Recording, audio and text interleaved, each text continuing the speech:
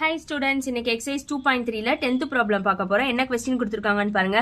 The duration of a flight to travel from Chennai to London through British Airlines is approximately 11 hours அப்படின்னு சொல்லியிருக்காங்க. அதாவது British Airlinesல சென்னையில இருந்து லண்டனுக்கு டிராவல் பண்ணக்கூடிய டியூரேஷன் எவ்வளவுன்னு சொல்லிட்டாங்கன்னா 11 ஹவர்ஸ்ன்னு சொல்லிட்டாங்க.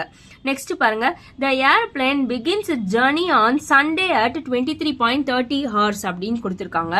அந்த ஏர்பிளேன் எப்ப கிளம்புதான்? சண்டே கிளம்புதான். எந்த டைம்ல கிளம்புது?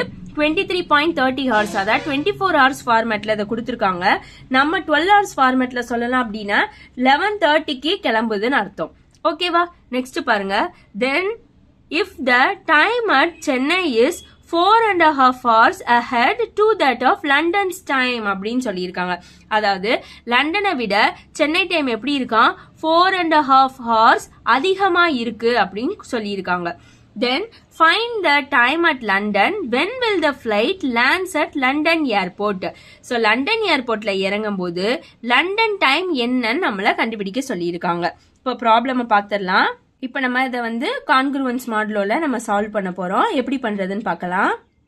நம்மளுக்கு ஸ்டார்டிங் டைம் என்னன்னு சொல்லிட்டாங்க? 23.30 கொடுத்துருக்காங்க.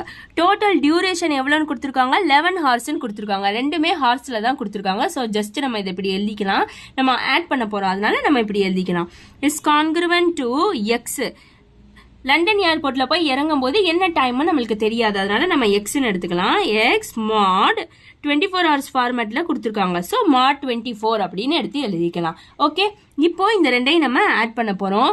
23.30யோட இந்த 11 hours ஆட் பண்ணிக்கலாம். ஆட் பண்ணோம்னா என்ன டைம் வரும்? டோட்டலா 3 plus 1 4, 2 plus 1 3, 34.13 கிடைக்குது. 34.30 is congruent to x mod 24 அப்படின்னு எழுதிக்கலாம். இப்போ இந்த டிவிடெண்ட்டை இந்த டிவைசரால நம்ம டிவைட் பண்ணிடலாம். எக்ஸ் கண்டுபிடிக்கணும்ல, அதுக்காக 34.30 24 வெளியில போட்டுடலாம். ஸோ 1 டைம் தான் நம்மளால போட முடியும். 124s are 24. இப்போ 0 3 அப்படியே இருக்கும். 4ல 4 போச்சுன்னா 0, 3ல 2 போச்சுன்னா 1, 10 13 கிடைச்சிருக்கு நம்மளுக்கு. 34.30 is congruent to என்ன டைம் கிடைச்சிருக்கு? 10:30 mod 24 அப்படியே எடுத்து எழுதிடலாம். ஓகே, இப்போ நம்மளுக்கு எக்ஸோட வேல்யூ கிடைச்சிருச்சு. எக்ஸ் என்னது? 10:30. ஸோ ஹார்ஸ் அப்படின்னு எழுதிக்கலாம். ஓகேவா? எக்ஸ் நம்மளுக்கு கிடைச்சிருச்சு. இது நம்மளோட சென்னை டைம். ஆனா நம்மளுக்கு என்ன கண்டுபிடிக்க சொல்லியிருக்காங்க? லண்டன் டைமை கண்டுபிடிக்க சொல்லியிருக்காங்க. ஸோ நம்ம என்ன பண்ண போறோம் அப்படின்னா,